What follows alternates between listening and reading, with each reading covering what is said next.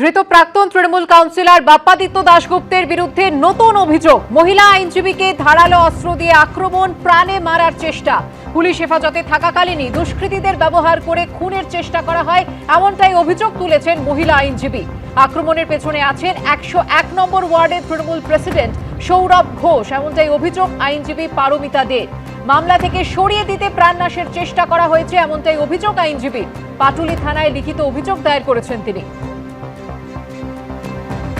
আমাকে বেশ কিছুদিন ধরে এই কেস থেকে বাপ্পাদিত্য দাশগুপ্ত তাদের মামলাটার থেকে বেলের বিরুদ্ধে দাঁড়াচ্ছি ডিফ্যাক্টো হয়ে, সেগুলোর থেকে সরে দাঁড়ানোর জন্য প্রচণ্ড চাপ আসছে। আমাকে প্রাণে মারার হুমকি দেওয়া হয়েছে। কালকে যখন বাড়ি ফিরছিলাম, আমার একটা কোর্ট করে কনফারেন্স আমাদের থাকে, আমি পাটুলি থানাতেই যাচ্ছিলাম, হঠাৎ স্লো চলছিল গাড়িটা, দুটো ছেলে এসে ছুরি চাকু দিয়ে, কারণ আমি ভেবাচেকা খেয়ে গেছি, কারণ আমার হাতটা গাড়িতে এরমভাবে জানলা রেখে বসেছিলাম, ঠিক এইখানটা থেকে চালায় আমার উপরে।